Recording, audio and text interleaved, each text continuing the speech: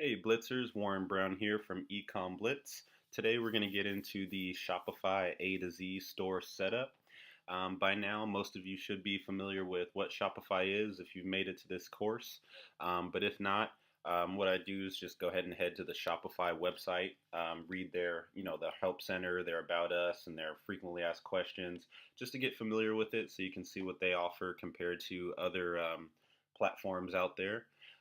For the ones who are already a little bit familiar with what Shopify is, as you know, as soon as you enter your business information, you'll be brought to your dashboard, which is this page right here. And this is what's going to show your sales and whatnot for the day. Since we haven't selected a plan yet and we haven't had any sales, there's no data that's going to show up right here.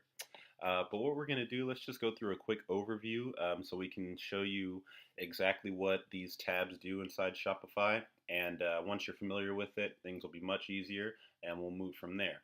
So what we're going to do, let's go through the first tab here, which is your orders tab.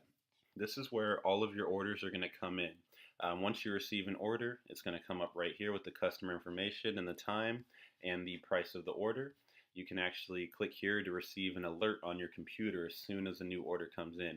Everybody loves that Shopify jingle, that ringtone that goes off when you get your first sale or maybe your 100th sale. You can make a jingle out of that, if they're consistent. But if you put on that desktop alert, it's going to make it a lot easier. You'll never miss a sale.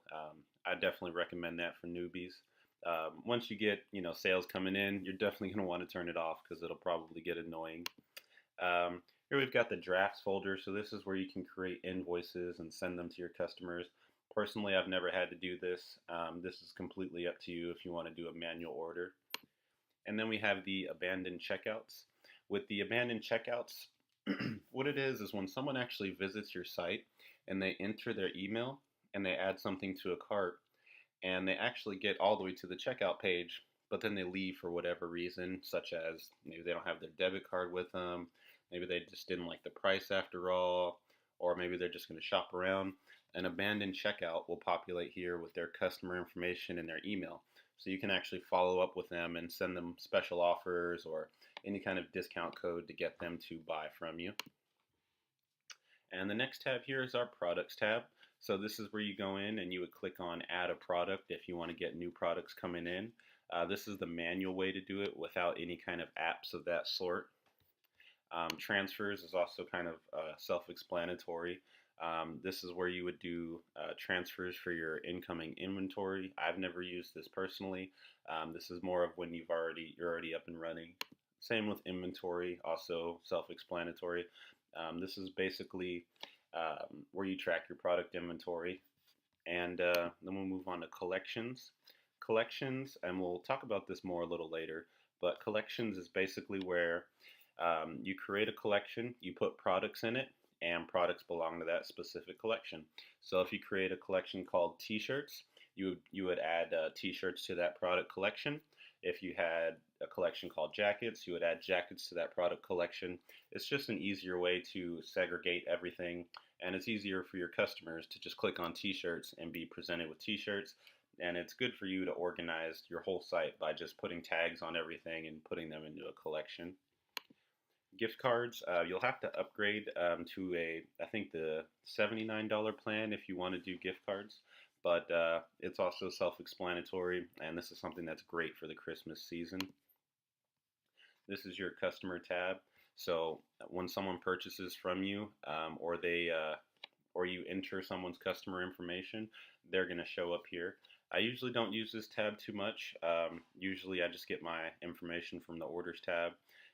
But it's there if you need it. Reports. This is where you can look at your sales by the month, by the hour, by the traffic refer. You can look up your customers by name, see who your best customers are. You're probably going to want to upgrade to the $79 plan if you want to get very, robust reports. I would recommend it. Honestly, it's up to you. You can just upgrade when you see it fit. But if you've never used these reports before, give it a try with the $29 plan, but most likely you're going to want to upgrade once you want to see more insights and analytics into your site. And this is where you create discount codes. So you'd simply click on create a discount here, and you can enter a discount code. So we can put, free, and let's say we'll give a 10% discount on, you can choose all orders, a certain product, a certain collection, certain customers in a group, things of that sort. This is our online store. The online store is where you take care of most of your outward appearance. So this is where you're going to change your theme. This is where you actually change up your domain, things of that sort. And of course, this is our apps. Everyone knows about the Shopify App Store. This is what makes Shopify easy, is the fact that it has so many apps available. So what we're going to do here, we're not going to get into installing apps right this moment, but since we've gone through just the general setup on what the tabs do in Shopify, we're going to move to part 2 of the video. And in part 2, what we're going to do is set up our Shopify store, add a nice theme to it. I'm going to show you how to add images, and then we're going to get to working on apps. So I'm going to see you over in part 2.